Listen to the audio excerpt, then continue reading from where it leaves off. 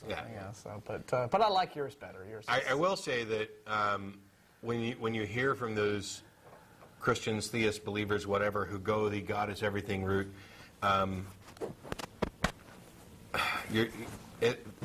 there's a friend of the show.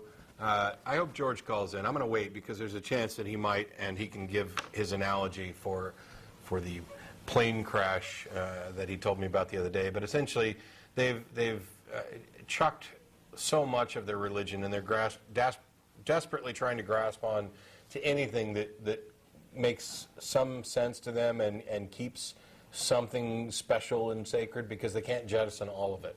And my question is, why not? Why can't you jettison all of it? What is it? What is their value? What is it that you're getting out of this that is, not replaceable and improved upon, perhaps, by dealing with reality on reality's terms, by having reasonable, evidence-based but you're asking them. assessments of But the you're asking universe. them there now to take an intellectual assessment of their beliefs, and at that point, it's no longer about that with them. Like I said, it's the without this you're nothing. The emotional washing of the reason they can't jettison all of it is because it's personally devaluing. They've chucked themselves out. It's throwing the baby out with the bathwater. This is the way they see it. They bought into the big lie. They have no worth as anything at all if Christianity is untrue, and that's the hook, and I think the most insidious bit of the indoctrination. And we'd like to tell all of you that you do in fact have value, despite the fact that Christianity is false. Yes. You have, if for no other reason, then you have value to yourself. But I'm pretty sure that with some exceptions, you have value to other people as well. You have value to your family members. You friends, have value family, to loved ones. the people around you. You are a value to society, assuming that you're going to at least be a productive, cooperative member of society. Mm-hmm. Granted, I don't think for a moment that humans have any intrinsic value. I mean, any more than anything. Well, value is a judgment. It's something that we just. There's nothing in nature. It's like when they say it's worth whatever the buyer's going to pay for it. I mean, we assert a value on it, and my value for something may be different from yours.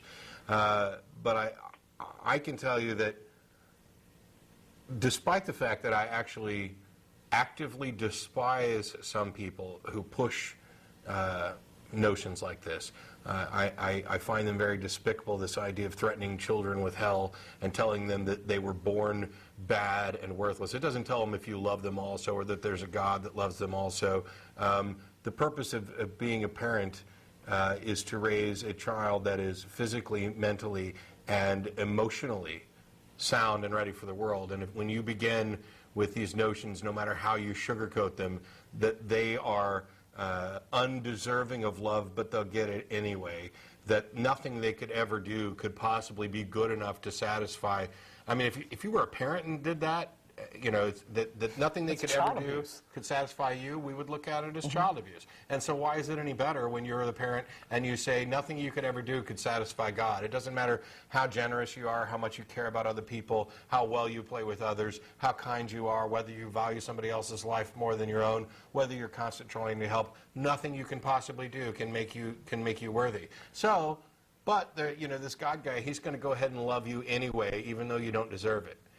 But you always got to be on your toes. So you've devalued people and set them up for this mindset that they're devalued, and you've also established this, completely countermanded the idea of personal responsibility for action.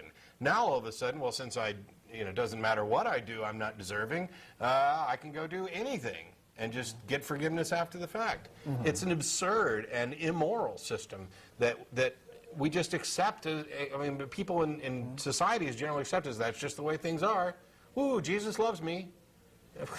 Jesus loves me, loves you so much that if you don't love him back, he's going to send you to hell and torture you forever.